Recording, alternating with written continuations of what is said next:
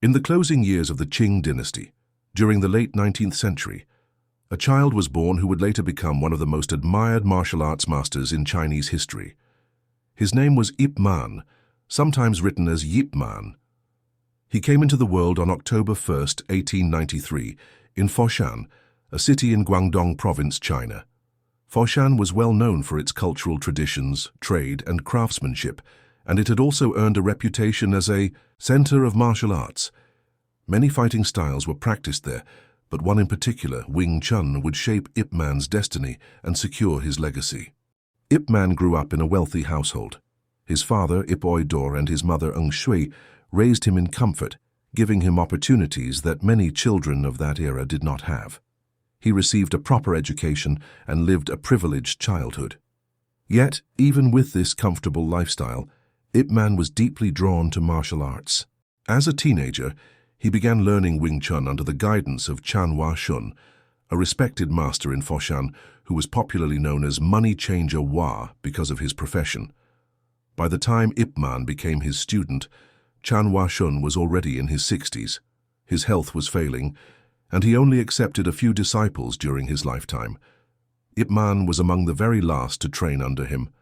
Because Chan was elderly and could not always teach actively, much of the responsibility for guiding young Ip Man fell to senior students, especially Ng Chung Sok.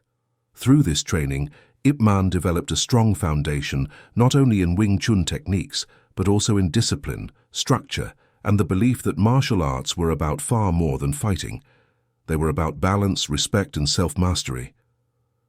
After only a few years of study, Chan Hua Shun passed away, and Ip Man had to continue his training elsewhere.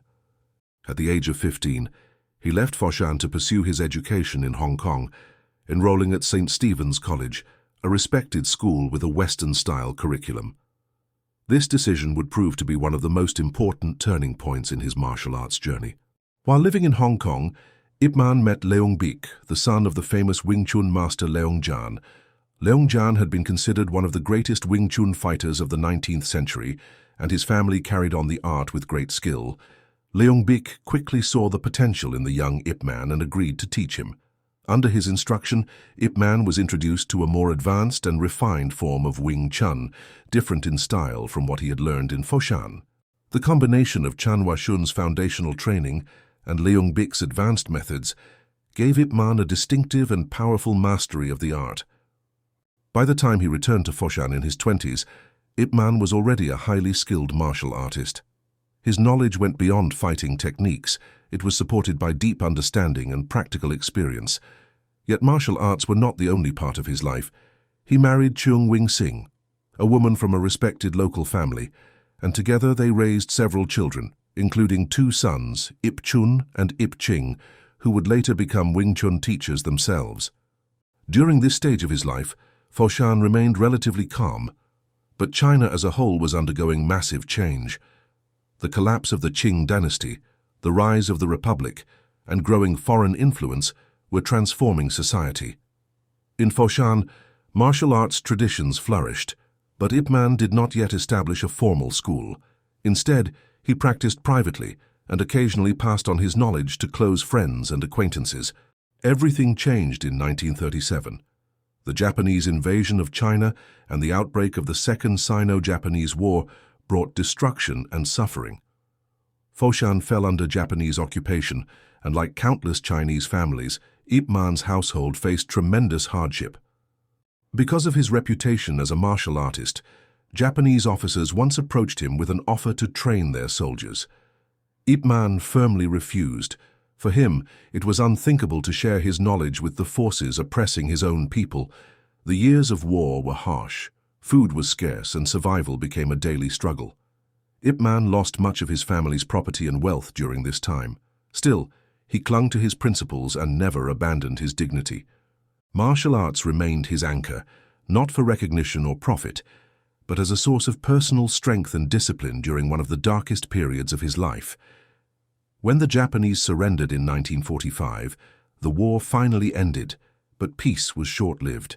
China was thrown into civil conflict between the nationalists and the communists. Foshan, like many other cities, was caught up in this upheaval. Ip Man's own circumstances changed dramatically once again. Because he had worked as a police officer and had associations with the Kuomintang, he was at risk when the Communist Party gained control in 1949. Faced with political danger, he had no choice but to leave his family behind and escape to Hong Kong in search of safety and survival. When Ip Man arrived in Hong Kong in 1949, he entered an entirely new chapter of his life. The transition was not easy. He was separated from his wife and children and no longer had the financial security he once enjoyed. To earn a living, he made the decision to teach martial arts openly for the very first time. He established a Wing Chun school in Kowloon, a busy district of the city filled with working-class families and young men looking for direction. His earliest students were not wealthy elites, but laborers, dock workers, and even street fighters who wanted to improve their fighting ability. The early days of teaching were difficult. Ip Man's methods were strict, demanding, and not everyone could keep up with his standards of discipline. Many students quit, but slowly word spread about his exceptional skill and deep knowledge of Wing Chun. Unlike many other martial arts masters, Ip Man emphasized simplicity, practicality, and efficiency. He taught that Wing Chun was not about flashy moves or raw strength, but about precision, timing, and using the opponent's energy against them. His reputation grew steadily, and his school began to attract more students. It was in this setting that Ip Man's true legacy began to take shape. His students came to admire him not only for his martial ability, but for his honesty, humility, and integrity. Over the years, many of his students went on to become accomplished teachers themselves, spreading Wing Chun across Hong Kong and beyond. Among these students was one boy who would eventually carry Wing Chun into the spotlight of the entire world: Bruce Lee. Among Ip Man's many students, there was one who would go on to introduce Wing Chun to the wider world, a young boy named Bruce Lee. When Bruce first stepped into Ip Man's school in Hong Kong, he was still a teenager, full of restless energy and a sharp curiosity. Ip Man could immediately see the boy's speed and determination, but at that stage Bruce was far from the disciplined martial artist he would later become. Under Ip Man's steady guidance, Bruce began to absorb the deeper philosophy of Wing Chun, that true fighting was never about aggression, but about efficiency, control, and the ability to adapt to whatever an opponent presented. Ip Man's style of teaching was quiet and understated. He was not dramatic in his lessons, nor did he seek to impress with speeches. Instead, he preferred to watch his students carefully, correct their mistakes with precise demonstrations, and let them learn through practice. Bruce Lee, quick to pick things up and always pushing himself to go further, thrived under this approach. While Bruce would later go on to develop his own martial philosophy, Jeet Kune Do, the foundation of his ideas, the emphasis on simplicity, directness, and adaptability, came directly from the principles he first learned from Ip Man. Although Bruce Lee became his most famous pupil, Ip Man trained hundreds of others. Many of these students would later open their own schools, not only in Hong Kong, but eventually across different parts of the world. In this way, the art of Wing Chun began to spread far beyond the small training halls where Ip Man had once taught. Yet despite the respect he earned, life in Hong Kong was never financially easy for him. Teaching martial arts did not make him wealthy, and often he lived very modestly, relying only on the small fees his students could afford. The Hong Kong of the 1950s and 1960s was a place of constant change. Refugees were arriving daily from mainland China, industries were booming, and the city was rapidly turning into a crossroads of cultures. Within this bustling environment, Ip Man's Wing Chun schools stood out as places of order and discipline. Young men searching for direction and strength came to him, and what they found was not empty showmanship, but practical, effective training that could be applied in real situations. A hallmark of Ip Man's teaching was his use of the wooden dummy, known as the Mukyanjong. This training tool, a wooden frame with arms and a leg attached, allowed students to refine angles, footwork, and strikes with precision. Ip Man himself polished and perfected the wooden dummy forms, passing them down to his disciples. To him, it was not simply a piece of equipment, but a way to sharpen both the body and the mind. As time went on, Ip Man's health began to suffer. He developed throat cancer, most likely the result of his long-standing habit of smoking. Even as his strength faded, he never turned his back on his students. He continued to teach whenever possible, sometimes demonstrating techniques while seated. His movements weakened but still sharp and accurate. His commitment to passing on Wing Chun remained unshaken. By 1972, aware that his time was running short, Ip Man made the decision to preserve his art in a lasting way. He recorded himself performing the essential Wing Chun forms, Siu Nim Tao, Chum Kyu, Bu Ji, and the wooden dummy sets.